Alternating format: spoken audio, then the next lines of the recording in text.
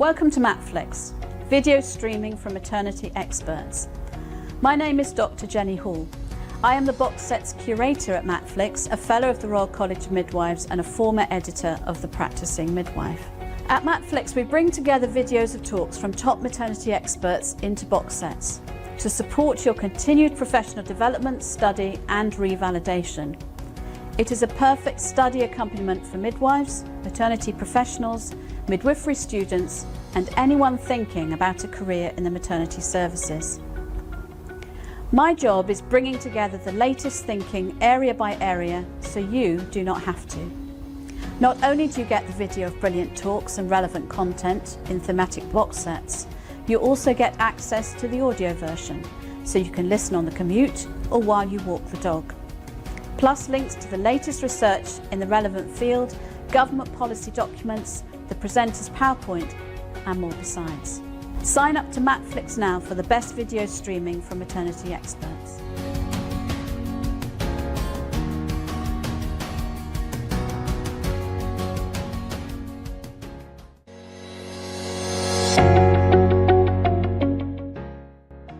It's always a pleasure to be here, and I always try as hard as I can to support this excellent platform that's so flexible, that's responsive, that's contemporary, that's in people's homes, in people's pockets and in people's hands, wherever they happen to be.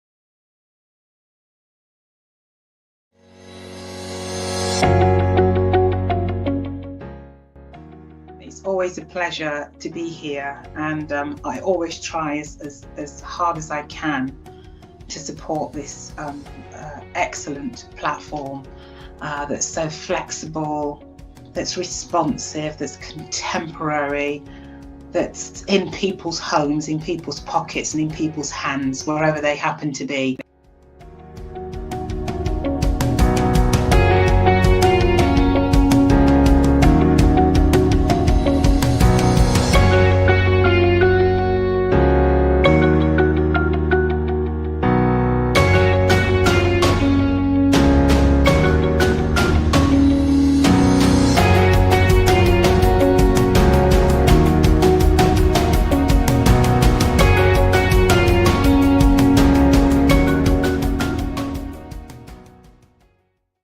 I'm Nicole Rajan Brown. I'm a proud midwife and I'm proud to be supporting the Maternity and Midwifery Forum, who have helped me to grow, and for creating wonderful professional digital and online resources for midwives across the globe. The Maternity and Midwifery Forum ran their programmes free and online all through COVID. Now we want to grow the catalogue, spread it worldwide and keep it free to use for students and staff. To do this, we have launched a fundraising appeal to help keep all of the 8 wonderful maternity and midwifery festivals free. Keep the weekly Maternity and Midwifery Hour and the weekly newsletters free to midwives and maternity staff. You regularly tell us how much you value these free resources, so do give what you can.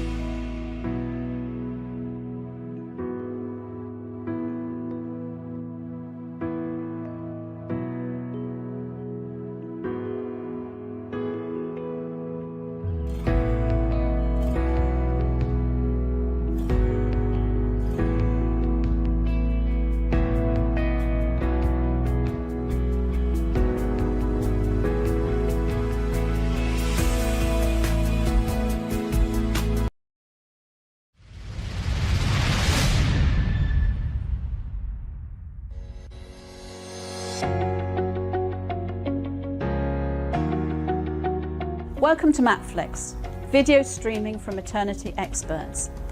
My name is Dr. Jenny Hall. I am the box sets curator at Matflix, a fellow of the Royal College of Midwives and a former editor of The Practicing Midwife.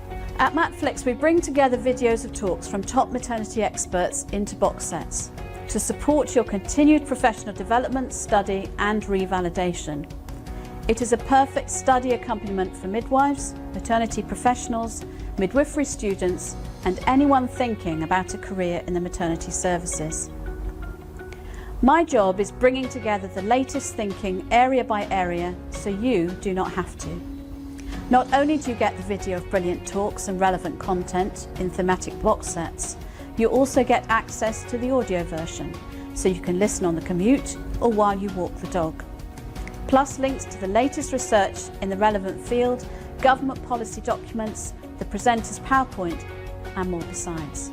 Sign up to Matflix now for the best video streaming from maternity experts.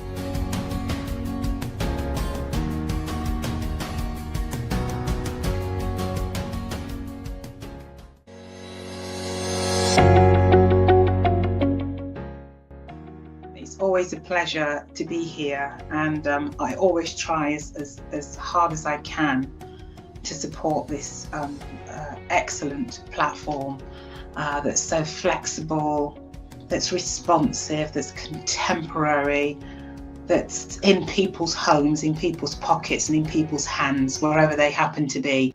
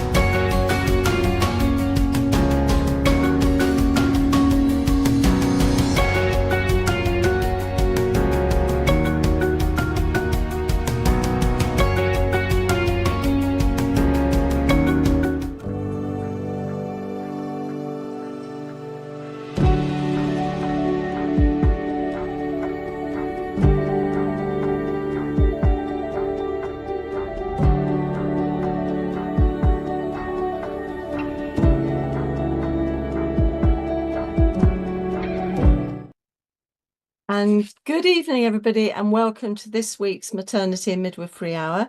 This is Series 15, Session 11. My name's Sue MacDonald, and I'm the curator for this hour, the Maternity Hour, and the Maternity and Midwifery Festivals. And it's my pleasure to be chairing this evening. And I'm joined by two midwife doctors. I love to say that because it's such a delight to me. We've grown so many midwives into doctors as well. So that's really lovely from a midwife's point of view. And we're joined by, Dr. Denise Tiran and Dr. Gina Finnerty, and welcome to both of you. Thank you for giving up your evening to us, because I know this is going to be very exciting, very interesting for everybody who's watching. But before we do get to that, the meat of the matter, can you share your moment of the week? Because I know there's midwives and student midwives out there who really want to know what your moment of the week is. So should we start with Denise? Oh, hi, everybody, and thank you, Sue. My moment of the week is turning a negative into a positive. So since Monday, I have had technology hell in my house with no internet for 2 days. So I was rather panicking for this evening. And it all transpired, it was due to a telephone line that a lorry had broken and it was hanging loose with cables. But I managed to do a variety of other things. I managed to think about how else I could use technology. I rescheduled some meetings, and panic turned into bliss, shall we say. Oh, wow. So I did have a little bit of extra time yesterday, and I've been able to catch up again today. And once you got over the stress, did you get the stress headache afterwards? A little bit, but it was okay. It was okay. Oh, gosh. Well, that makes a very good story for cables hanging after being run over by a lorry. Now, Gina, you're going to have to beat that one. Hi, everyone. So my moment of the week really was going to my first ever open mic in a pub. So I just wandered into this pub because I heard this calypso music. And what struck me was how it was very good fun, but also it was so inclusive. And that was a really good eye-opener, and it warmed me for the week, basically. Now, Gina, was this Lovely. singing or talking? I did not do anything. I'm quite microphone phobic, so no. I didn't okay. Listen. Okay. Well, next time, perhaps. No. That'd be something to look forward to. So thank you so much for sharing your moments of the week. Now we're just going to let our speakers have a little rest before we start getting them to do their work. And I'm just going to say another welcome to you. I know we'll have some people who come every week, and I know we've got some new people registered tonight. So welcome to you. You may or may not know that the Midwifery and Maternity, or Maternity and Midwifery Hour, was born on the first UK lockdown for COVID-19. And it was a way that we developed to make sure we had a 1 hour a week where midwives, student midwives, anyone in maternity services, actually, because we did have quite a few neonatologists, and we had quite a few maternity care support workers and mums joining us. We could come and connect, learn a little bit more around maternity services and midwifery. And initially, we did a lot on COVID. We did a lot on COVID, the effects of COVID on the services and what people were doing, which was really so fascinating because midwives did some absolutely fabulous work at that time. And I have to say, I was bowled over by some of the work that came out of that, not just in the maternity services, but also in education, where midwives had to kind of juggle around with the curriculum to make sure students got their training but were safe, got their clinical experience and were safe. So especially this week, I think, because I've seen a documentary at the beginning of the week about COVID, which was very moving, and it kind of reminded me of all the scarediness and fear that was around, and what people did to keep others safe, to look after other people. And I think anyone who was around at that time, you should all have a pat on the back for everything you did at that time. So well done, you all. Now, the other thing is just to say everything that the Maternity and Midwifery Forum do is recorded. So if you have, say you have a lorry come by and just rip out your TV cable or your computer cable, or you have a power cut, you will be able to catch up with this because we record everything and you can access it through Matflix. And that Matflix link is in the resources list, which you should have access to because we did it earlier. There's lots of lovely references there. And there's also wonderful books from Denise, nice list for there. And you can access all of those things as you wish. You don't have to, but I think you might find it a bit addictive when you do. So have a look at it later. The other thing is do share. And I think this evening, and in fact, I say this a lot, most evenings we do, really interesting. You will find it something in here really helpful for your life as a midwife or a student midwife. So do share with other colleagues. Now, this is especially if you're doing your revalidation as a midwife, really handy to do this because you can kind of include it as your reflection in keeping up to date and sharing with your professional colleagues. But it's also helps you well, it certainly helps me if I learn something new to share with my friends and colleagues because I kind of think it through and really understand what I've learned. So it's really helpful to do that. So do share. We did in the old, I seem to remember the olden days when we had the English National Board, we used to have a special number and you had to keep it all secret because you had to go to the event in order to prove you're keeping up to date. But we're very open to sharing and learning together. So do share.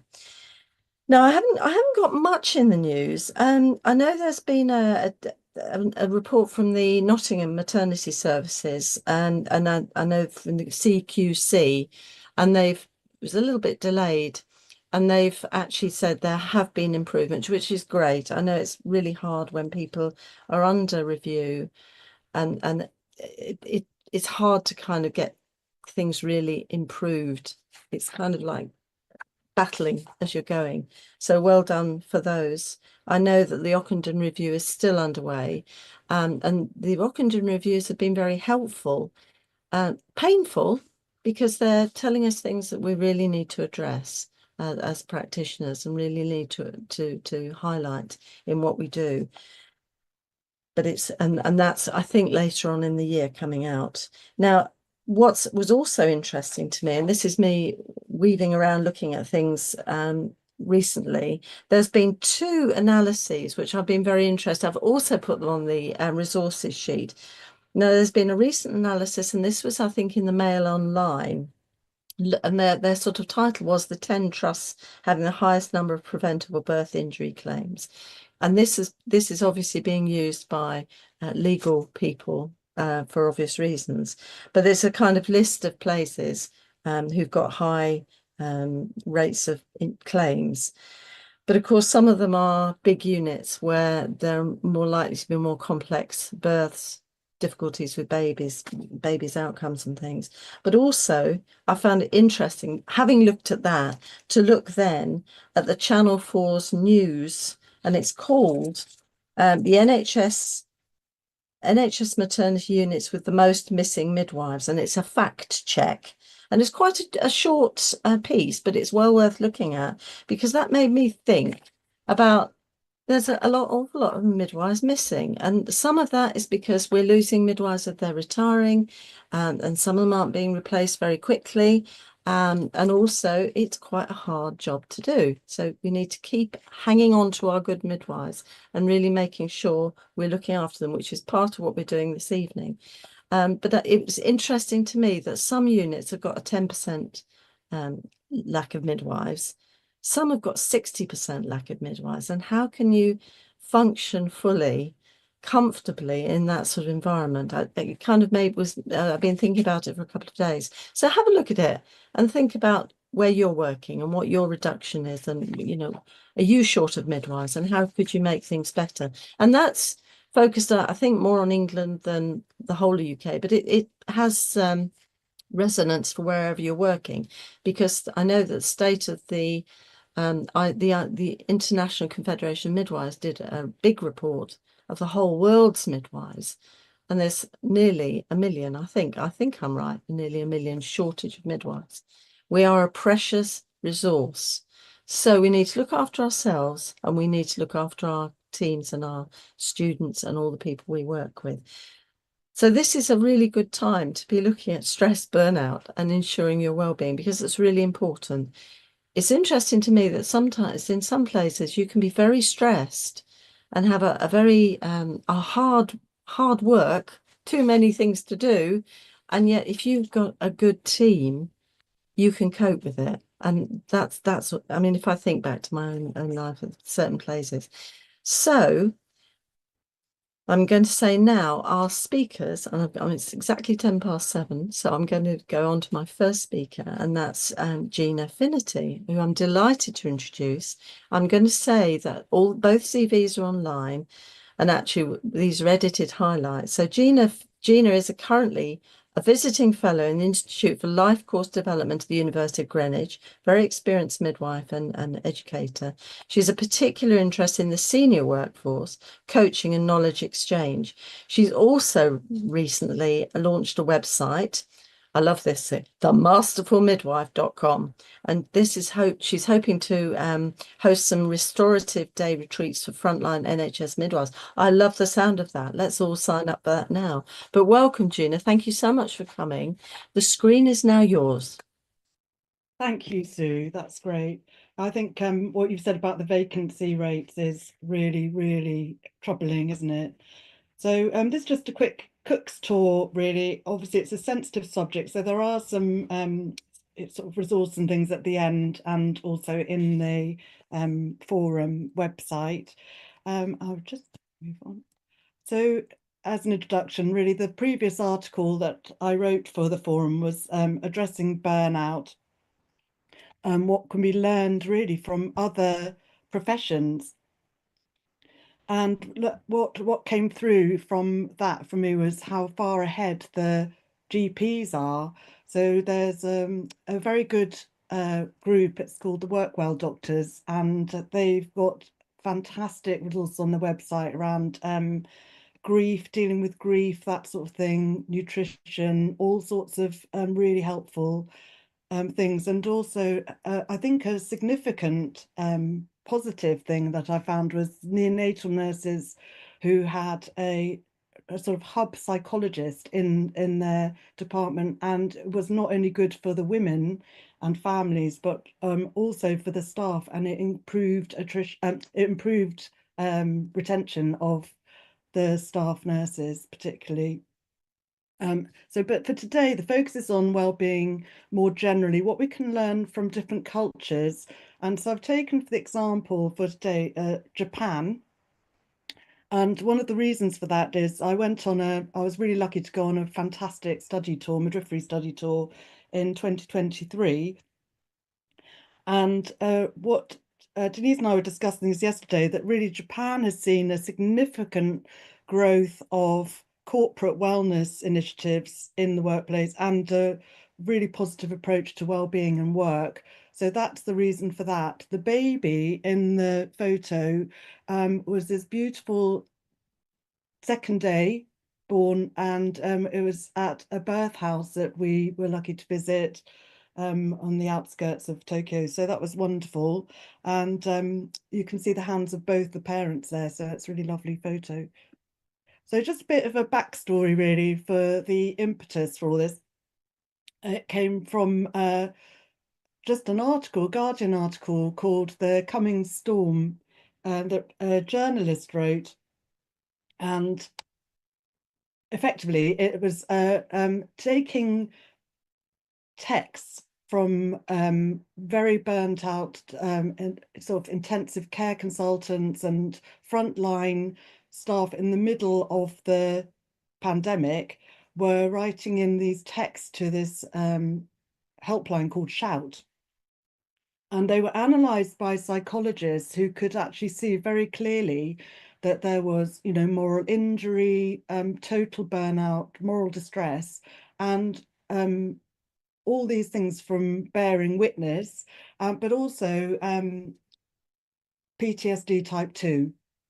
So that led me, it was a very powerful piece, and it made me want to sort of, I don't know, help do something positive. So I contacted two occupational psychologists who just started at the university, and they were extremely open to doing some work on this, and we recognised that really burnout was a real, not burnout, sorry, debriefing was a real problem. It was not happening, and these staff were going home, you know, without being thanked or without being properly spoken to, and yeah, just asked how they were. So we then did a presentation at a psychology conference on voice and silence, hence the picture. And we got a team together of really good academics who wanted to be involved in this subject on debriefing, and published a systematic literature review as a team.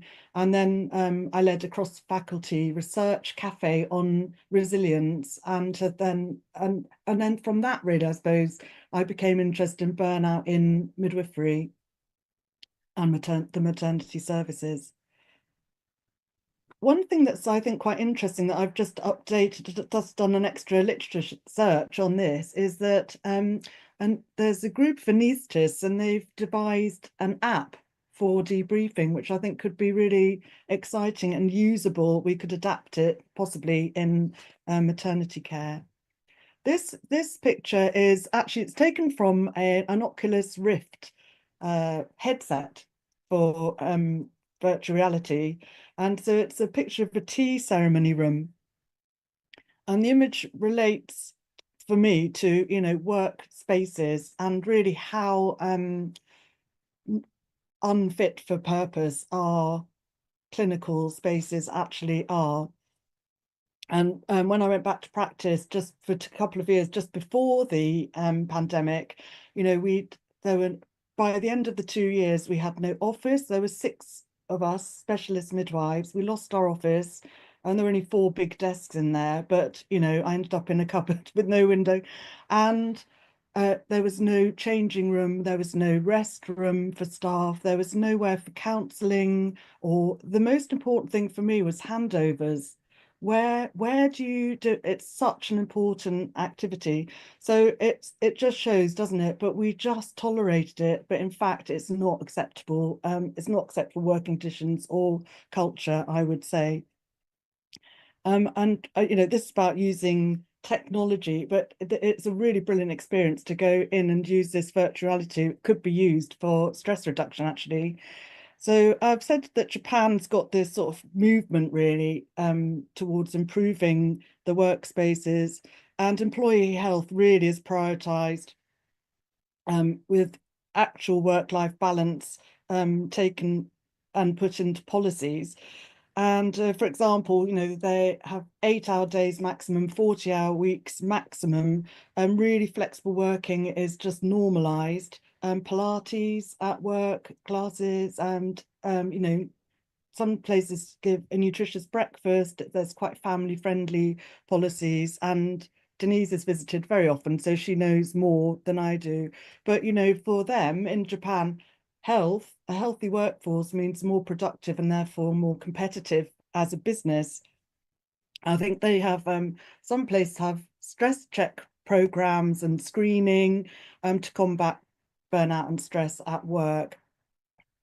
So the next slide is really about Kristen Neff's work around self-compassion. So she's written a paper. I was dying to find some data, but it is a little bit biased because it's she's analysing her own sort of program really, but it's called Theory, Method, Research and Intervention.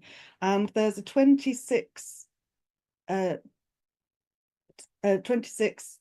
point sort of questionnaire, and I really sort of advise people to, some of you probably already have, but you get an immediate kind of result. So the 3 themes: self-kindness, common humanity and mindfulness, and then there are some sub-themes.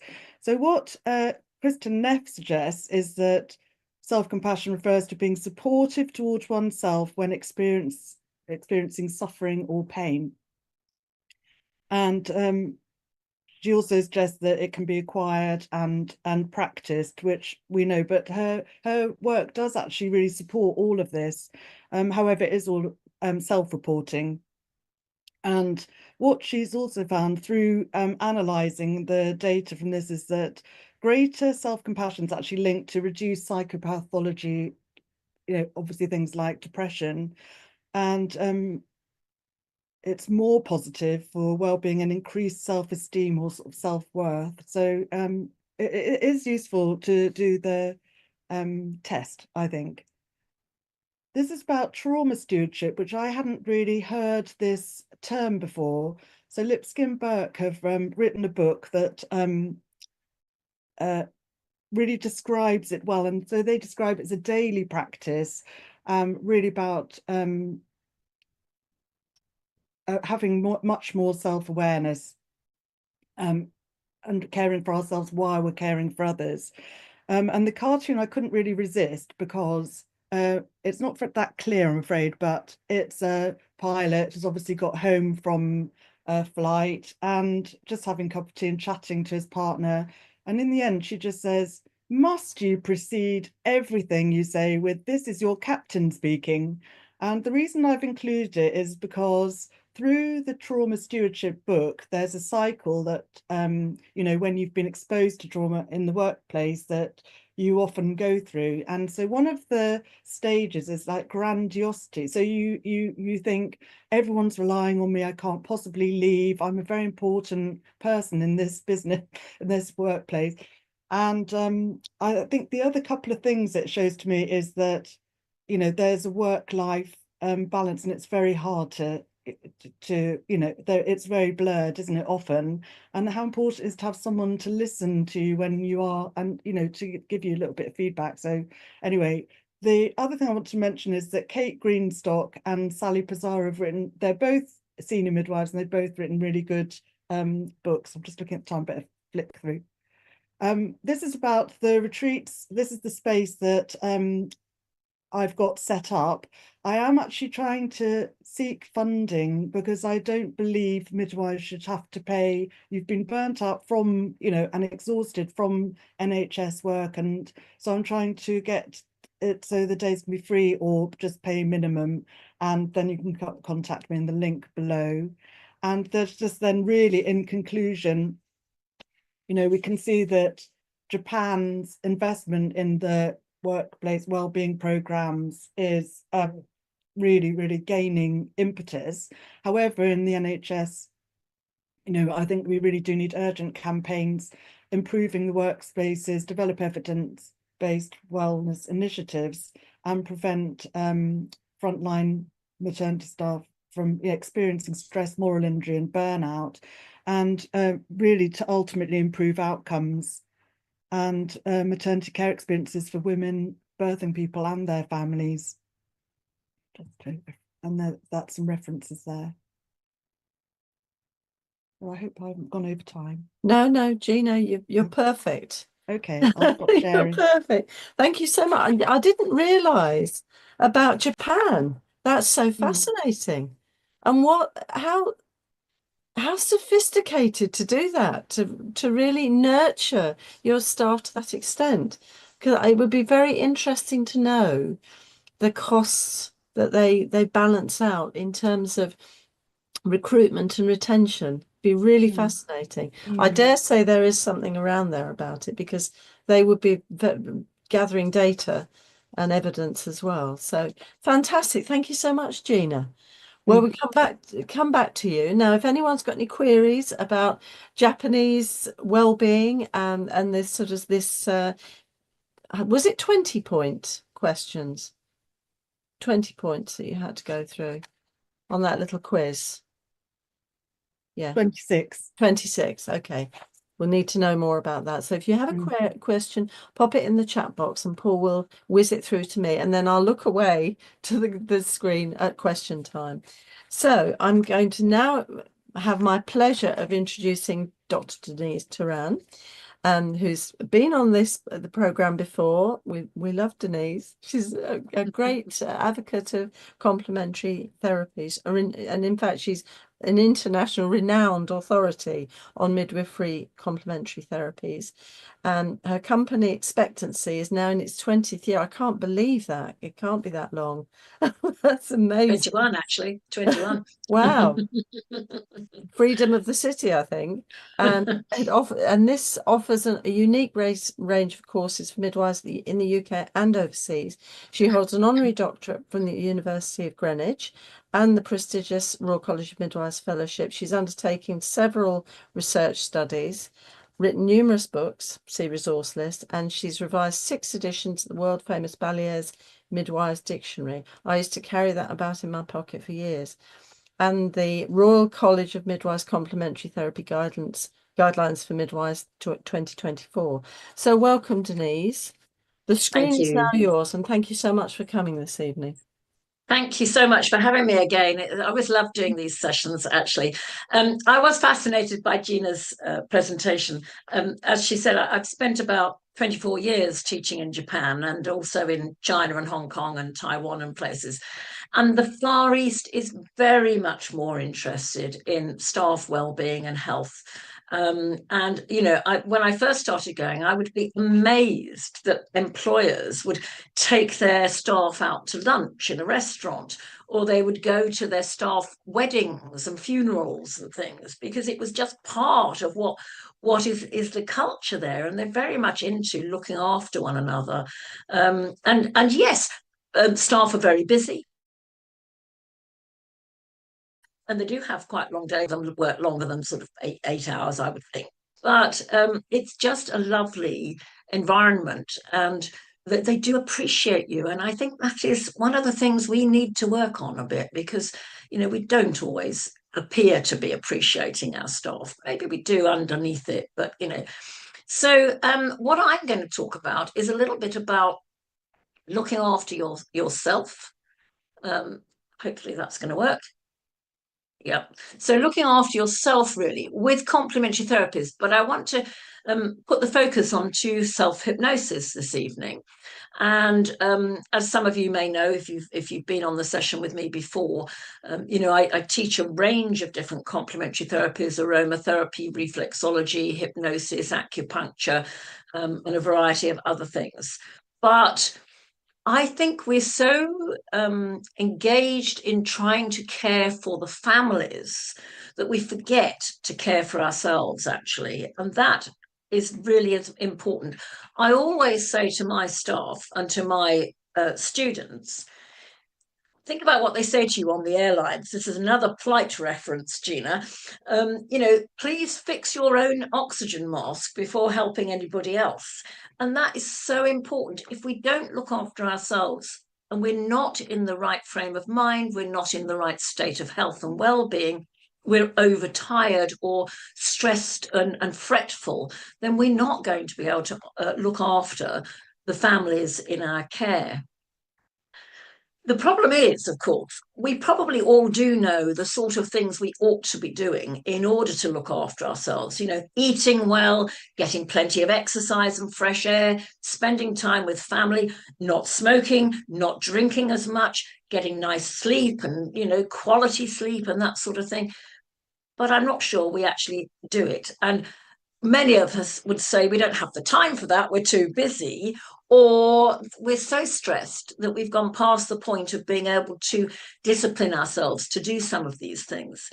I think that the issue is, however, that looking after ourselves is essential. It's not something that should be viewed as a luxury. It's not selfish to be taking time for ourselves. It shouldn't be a chore, although sometimes I think people would say, you know, having to go to the gym or something is seen as a bit of a chore sometimes. Neither should it be the last thing on the list. And I think I am generalizing here, and I hope this isn't, isn't going to upset people, but thinking of the traditional family where the woman is the sort of person who looks after the family and puts themselves last after the partner, the children, the cat, you know, or the dog. And actually, we have to put ourselves first sometimes, not all the time, but first sometimes, in order to look after all those other parts of our family life, our friends, and our work life, of course. Now, as you may know, complementary therapies like aromatherapy or reflexology, or going for a flotation tank experience, or doing yoga and Pilates, we know that many of those therapies have actually been evidence-based to show that if you have those therapies regularly, there is a reduction in cortisol, stress hormones, And you will feel better because you get an increase in endorphins and enkephalins. And of course, from a midwifery point of view, that will also lead to an increase in oxytocin. And this is what I often say about the use of complementary therapies in midwifery practice, that if you can help women through labour with complementary therapies, you're going to relax them, and that's going to help their oxytocin. But how can you do this? What can you do for yourself in between all that work that you're trying to do? Well, how about maybe treating yourself for a massage? Or if you don't want to go to somebody you don't know, or you can't afford it, or you don't want to spend the money on it, what about teaming up with a friend and having a nice evening where you do a little bit of hand massage on each other, maybe some foot massage? Have a drink if you want it, have a chat, listen to some music, just take some time for yourselves. I think if you can, to go regularly for reflexology and aromatherapy, or go for exercise type therapies, then again, that will be very relaxing. And I do a lot of training for midwives leaving the NHS and going into private practice. And I say to them, it's not an expense that you should be paying for. Your business should be paying for it. It is something that you deserve, and it is something that you need in order to be caring for the clients you've got. If you're an independent midwife, or you're, in private practice offering complementary therapies or whatever. And then there are things like even acupuncture. We know that despite the fact that people think acupuncture is going to be painful, it isn't really.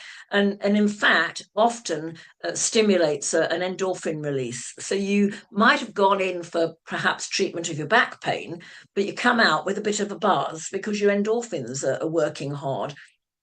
Then there's things like visualization and guided meditation. And those are sort of self-therapies similar to self-hypnosis. So one thing you could look at doing is learning how to do self-hypnosis. It's very easy to learn. It's fairly quick to do, and it can be quite relaxing. It's just about giving yourself a little bit of me time. It doesn't cost you any money. You can learn it from the internet, or you can learn it on a course, and then you set yourself down into a nice comfortable place, and you can use it as a tool to relax yourself, and do that fairly regularly, so that you do appreciate the difference between being stressed and being more relaxed, and then you can take that tool into your practice as well. Now, people might be thinking, well, I've heard all sorts of things about hypnosis, and it's where you go to these stage shows and somebody gets up and they're made to bark like a dog and run around the stage doing all sorts of things. Well, actually, that's not true. Stage hypnosis is very different. And there is the issue that if somebody volunteers themselves to go up on stage and be made to bark like a dog, they've already made a decision to contribute to that stage performer's hypnotic session. So if you go for therapeutic hypnosis, you're never going to be made to do things against your will. It's not a system of mind control at all. So if you want to go and relieve, let's say you want to stop smoking, or you want to lose weight, or you want to stop some behavioral habit of some sort, the therapist will work with you and will be very much focused on how to help you, overcome the issues that you've presented with. People sometimes think it's dangerous. It isn't actually. When it's prescribed individually, it's supervised by a practitioner, and it's monitored, and people they've eliminated the contraindications and that sort of thing. It's not dangerous at all. It's actually a very good psychological tool that people can use. They need to be trained properly, but self-hypnosis is such a simple thing that you can do for yourself. Now, clinical hypnosis then is inducing a trance-like state. It's a bit like what happens when you're driving the car every day to the same place and the car seems to make its own way. You don't have to think about it. And occasionally you think, well, where am I? Oh, I'm further than I thought I was going to be. But you had gone into a trance-like state, a sort of pre-sleep state, if you like. But at that point, the qualified practitioner would then be able to make various cues, suggestions for you that help with whatever you're wanting to achieve from having the hypnotic session, whether that is simply to have a better sleep pattern or it's something to deal with a particular issue of anxiety or phobias and that sort of thing. You are encouraged to focus your attention inwards. And, it is regulated. It's very well researched, actually. And it has been proven to have good neurophysiological effects. As with anything, there are always a few contraindications. So anybody who has an addictive personality, or they've got major mental health problems or emotional problems, maybe epilepsy that's active and they're constantly frequently having fits and things, then those would be contraindications to having the treatment. But apart from that, it's a really simple and it's a very effective therapy to use if you go to a therapist. And then we can use it as well for ourselves. I just want to pause for a moment and explain the difference between clinical hypnosis and hypnobirthing. Midwives often say to me, well, I do hypnobirthing. Great, lovely, very good for helping parents prepare for the birth. Although I have to say, when I was a midwife in clinical practice, and we're talking nearly 50 years ago, a lot of what's in hypnobirthing is actually what we did as parent education, with relaxation sessions and guided imagery and education about what's going to happen and that sort of thing. So clinical hypnosis is definitely a clinical modality, and it is classified as a complementary therapy, unlike hypnobirthing, which is basically a set of tools and strategies for helping parents prepare for birth and work their way through labour and birth. Clinical hypnosis was actually derived by Anton Mesmer in the 1880s or something like that. We talk about being mesmerized, and that is the hypnotic state. But hypnobirthing was derived from the work of Grantley Dick Reed. And I'm sure, Gina and Sue, I'm sure we all remember being taught about Grantley Dick Reed when we were students, who basically adapted breathing techniques and visualization. And it is similar to hypnosis, but it isn't quite the same. In clinical hypnosis, you have a practitioner who guides you through the induction of the hypnotic state and delivers the cues, the suggestions for behavioral changes. Whereas in hypnobirthing, often it's delivered in groups where suggestions are given and people go home and practice them, and then they use them in labour. So there are some differences, and hypnobirthing isn't actually a complementary therapy. But what about self-hypnosis? It is really a very valuable tool to learn, because we know, it is evidenced, it will reduce stress hormones and it will raise your feel-good hormones. It will help with both getting to sleep and staying asleep. And one of the things when people are very stressed is they don't sleep well. They either struggle to get to sleep or they wake up frequently during the sleep. And I think if you're postmenopausal, that definitely gets worse, she says personally. It can also contribute to helping your confidence and your motivation. And I think that's so important for us as midwives and student midwives. Confidence is being eroded by a lot of the system, I think. And actually, if you don't have confidence, you won't necessarily have motivation. So this is where self-hypnosis you can almost feed your own cues in, your own suggestions to try and, make things better for yourself. It certainly doesn't take a lot of time. And but it is best done on a fairly regular basis, not necessarily daily, but every 2 or 3 days, have a little session, just sit there quietly. I remember once my ex-husband came home and I was sitting in the dark doing nothing. And he said, "What on earth are you doing?" "Just sitting here. I'm just being, I'm just chilling."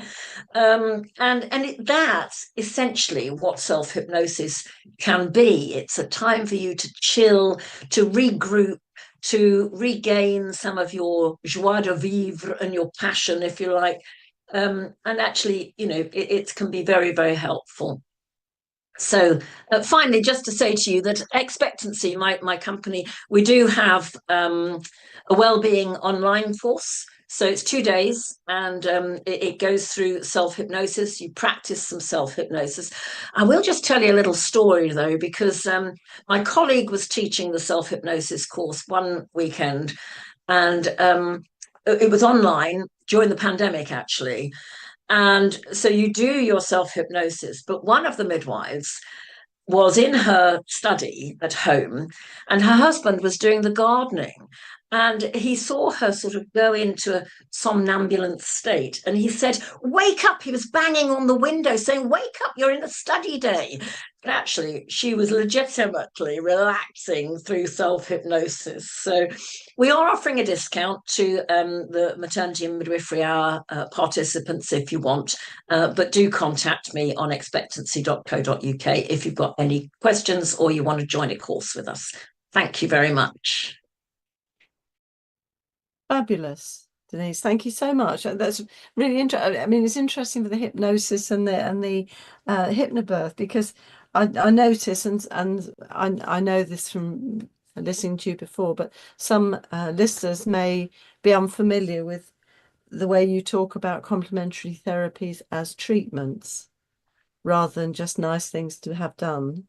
Yes, I mean, I think when in midwifery, it's really important that we look at why expectant parents might want complementary therapists. They don't come to us for complementary therapy. They come to us because they're pregnant or in labor or whatever, and they want a resolution to some of their problems. So they want us to treat their back pain or their nausea and vomiting, or help them prepare for birth and overcome anxiety and things. And that's where I see complementary therapists being of value, actually. No, that's great. That was really great. We have had one question. I also have to give a special hello to Cheryl, who is going to be a newly qualified midwife and is about to start on the 7th of April and is joining us for the first time this evening. Hi, Cheryl. I hope you join us again. And she's come up with a question, and I have to say, people who join us for the Maternity and Midwifery Hour often have some fantastic questions and really participate well. So Cheryl, you're off to a good start. I'm assuming there aren't two Cheryls there. And so Cheryl says, "I wonder how effective hypnosis is with people with neurodevelopmental conditions." Oh, that's a really interesting question, actually. Thank you for that. Obviously, it is something that is not a problem so long as an assessment has been done by the hypnotherapist and there are none of the contraindications. So each person is individually evaluated as being suitable for treatment or for teaching self-hypnosis. And the therapist would only take the treatment to the level that's appropriate for that person. And I think, I'm actually thinking of my daughter-in-law who has autism and is currently being investigated for ADHD.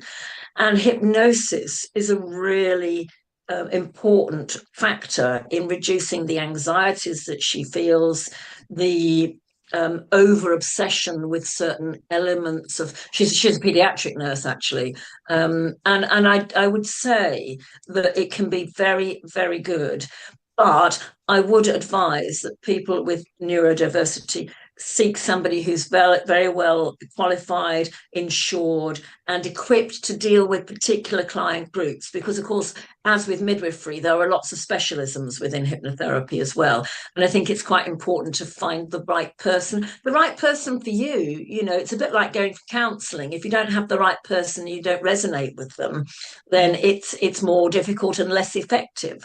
So that would be my advice if it's for people who are, neurodivergent in some way. Yeah.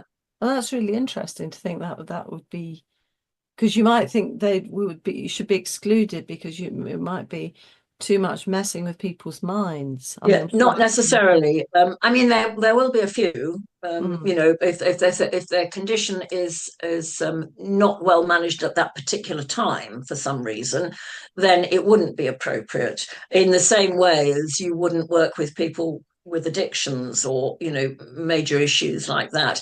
And on the point of addictions, the problem is you can replace the sense of euphoria that they get from drugs or alcohol or whatever with a similar sense of euphoria from the hypnosis. And therefore, you're not actually treating their addiction, their addictive personality. You're just replacing one type of euphoria with another. So that's one of the reasons why you wouldn't work with people with addictions. Wow. I have to say, I'm sort of thinking what a wonderful model it would be if each maternity unit had someone with both your expertise wheeled together, looking after people's well-being. There's a business idea, Gina. Yes.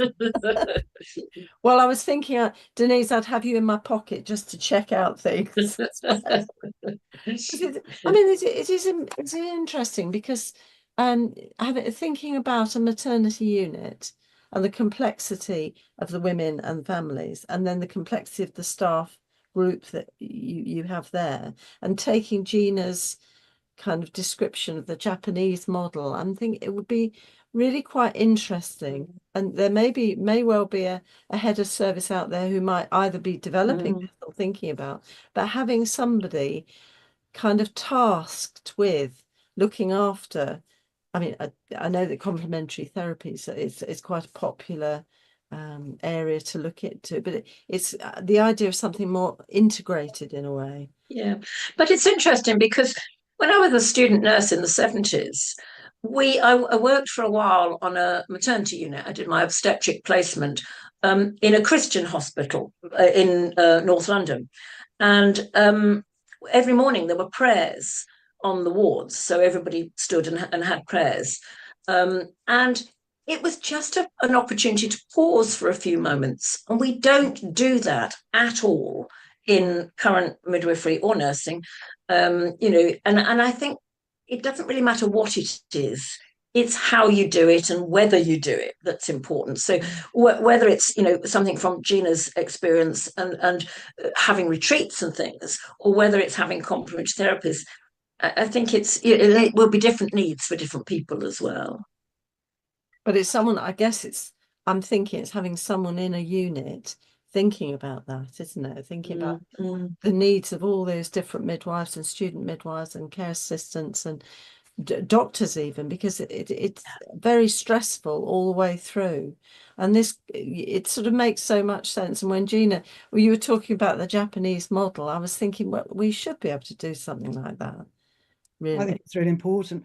I think the elephant in the room as well is that if we look at all the midwife studies that have been done, like Billy Hunter's one about the Whelm, et al., the whole group about the Whelm study and the Poppy study by Slade et al., and some work in Australia, which that they are doing quite a lot of, they're ahead of us, I think, in this way, then we can see that in some of those studies, the burnout level, self-reported burnout, was nearly 70% professional burnout of midwives. And so we actually do really need to have some interventions, and something like an app, and like Denise's, that something as simple as self-hypnosis, but there need to be spaces, don't there, in the ward.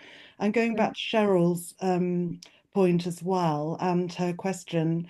You know, the National Autistic Society has a special sort of link for autistic, for people who are neurodivergent in the workplace, because of course you are going to be probably experiencing burnout and stress more profoundly for the reasons that Denise was saying, with the extra stress and that sort of thing. So we do have to be cognizant of the whole of society. It's interesting that I did share an office with an e-rostering administrator when I was bunged into a cupboard after the proper office, no windows, nothing, just two desks, and it was really cramped and everything. But I was so humbled to hear how resilient the midwives were and what they were, the adversity they were actually experiencing. And they didn't moan, but they were asking for more flexible hours, and often the 12-hour shift just actually didn't work. You know, something has to give, doesn't it? So they were really sacrificing such a lot. You know, I take my hat off to, I really, if I hadn't shared an office, I probably wouldn't have known. So I was obviously very discreet and never shared that. But we have to be aware that some of these staff are the middle squeeze. They're sandwiched between, you know, very maybe sick relatives, parents, if they're alive, and, you know, youngsters with maybe anxiety disorders, and all of these things have to be factored in. So is e-rostering the right model at all? And I know some maternity units are actually using completely different models, like Sue Chatterley, which is Yes, wonderful to yes. see. Yeah. Yeah, that's Greenwich, Lewisham. Yeah.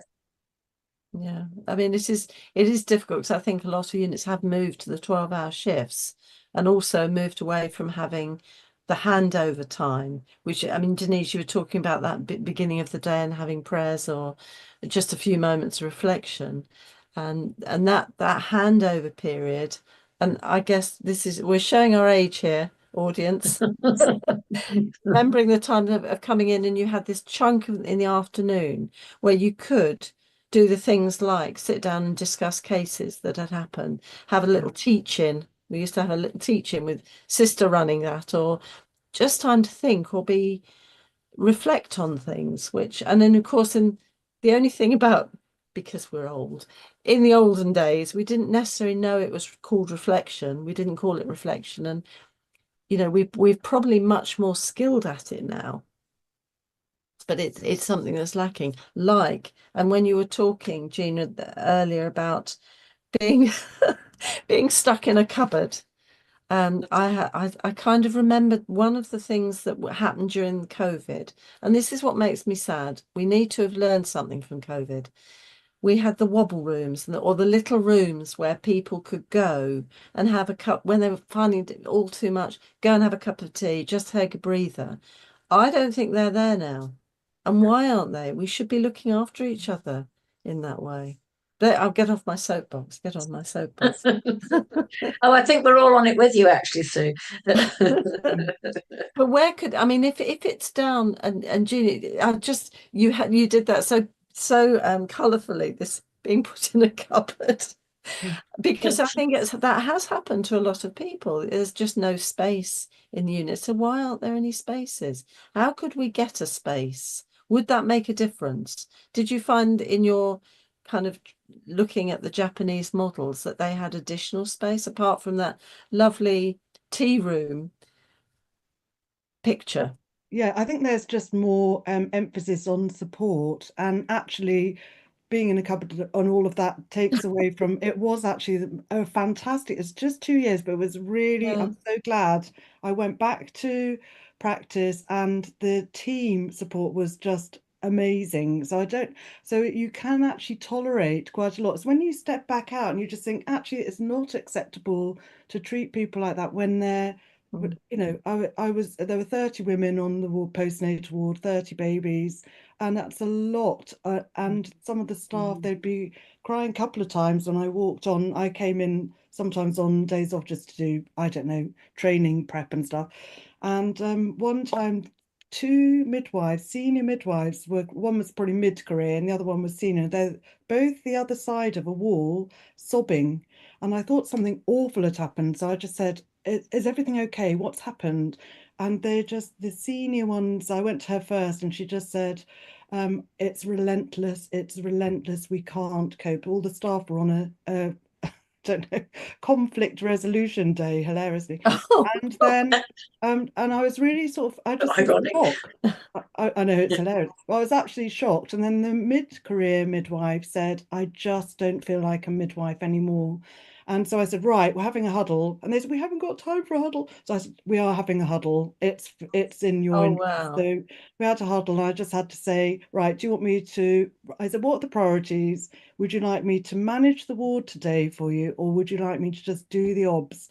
Anyway, I did them so slowly, they never asked me again because I was asking all the women about their feeding. But the atmosphere just lifted because they just felt someone I just cared. I didn't, I didn't do anything major at all. But that was, if someone hadn't been there, and how would it look to the women to walk in and see the staff just literally in tears, and this sort of relentless the word relentless just bothers me because it shouldn't be like that. So we need better spaces. We need to have a culture that's very welcoming of power naps, taking breaks, coming back refreshed so that we're not missing things. And all these, you mentioned Ockenden earlier. Well, how awful, 2,000 families have come forward in one setting.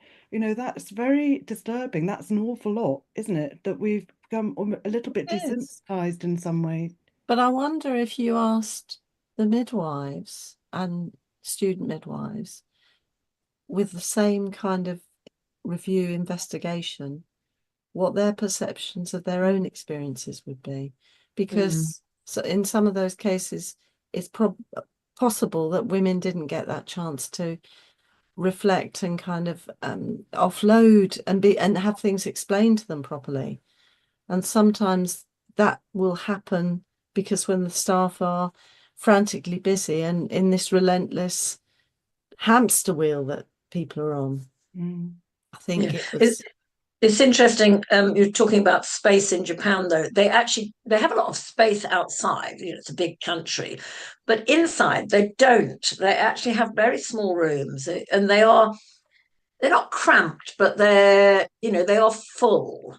And yet what they do manage to create, and I think it's important, links back to what Gina's just said, is something about an emotional space and a space that permits you to have a few minutes of reflection or a huddle or whatever it might be. And this relentlessness, I am worried by it too, because there is no time even to go to the toilet. And we know that the RCM did a study and found that a large percentage of midwives never get time to go to the toilet.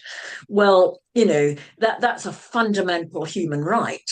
But when it comes to stress and mental well-being, which can't necessarily be seen, we're really bad as a nation, I think, actually, at creating that emotional space that says it's okay to feel like this for this period of time.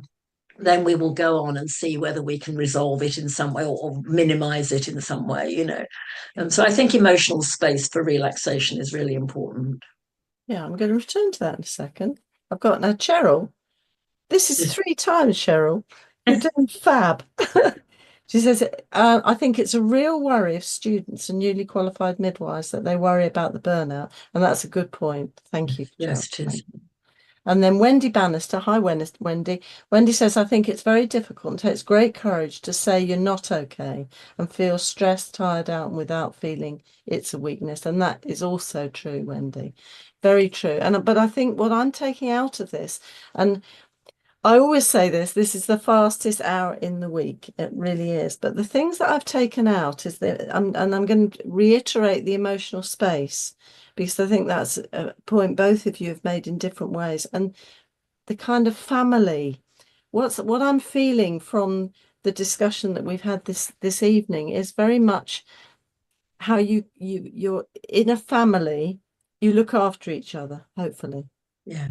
And you look out for each other. And if you're a happy family, you can cope with almost anything by doing that. And even when you have a time of stress, you work together, and the family of midwives, and that's one of the things I know Denise and Gina and I would treasure being in the family of midwives. It's very special. It's a smaller family than the nurses, but it's a very special family. And I want to thank Denise and Gina for coming Thank along you. this evening and sharing their expertise. We'll have to have them back. We must. We would love it. Fabulous. Thank you. And you've Thank got you. and thank you so much also, Denise, for making an offer for anyone who's interested in the self-hypnosis program, because I know your programs are often very, I'm going to say it's a bit like Last Lobster, this, because they're often very full, because people really enjoy what you do. Thank you. Once you've been taught by Denise, you know it's proper. You have the proper evidence. You know your parameters, and that's really important in something that, in the past, was thought to be a bit floaty. Yeah, I might be right. still is sometimes. Yeah, Not with me though. Not with me. No, because that's one of the things that gives us as practitioners a feeling of safety. You know what you're meant to do and what you can't do and what you need to be careful about. Yeah. So thank you so much to both of you. Now I'm Thank going to you. say also thanks to Angelo, who's making sure it's all recorded beautifully. So if you did get a power cut, you can catch up. But if you had a power cut, you wouldn't know that I'm saying that. Anyway, that's another story. Thanks also to Paul for looking after and sending the comments and questions through to me.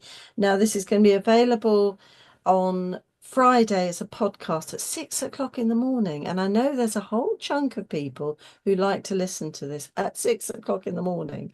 But it'll also be available on the newsletter on Tuesday. So if you haven't signed up with the Maternity Midwifery Forum newsletter, do so, because you get fantastic things, because people like Denise, people like Gina write little articles, and they're really thought-provoking and really information-packed, well worth reading. So sign up if you haven't signed up.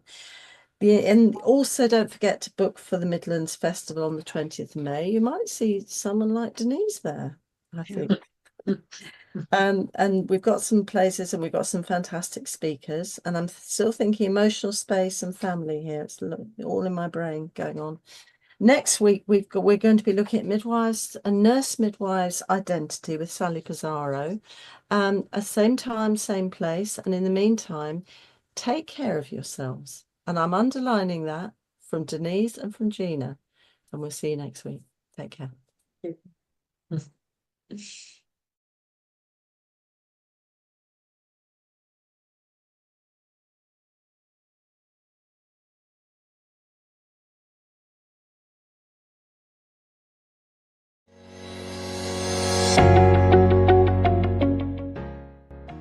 It's always a pleasure to be here, and I always try as hard as I can to support this excellent platform that's so flexible, that's responsive, that's contemporary, that's in people's homes, in people's pockets, and in people's hands, wherever they happen to be.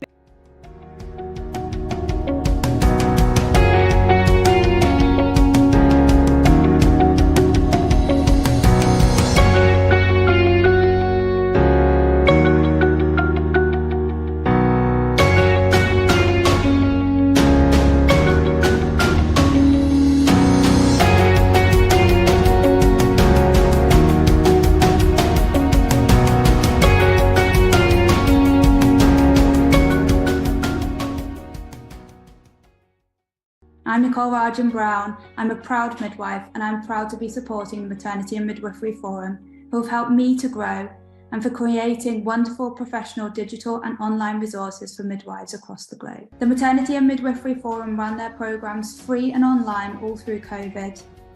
Now we want to grow the catalogue, spread it worldwide, and keep it free to use for students and staff. To do this, we have launched a fundraising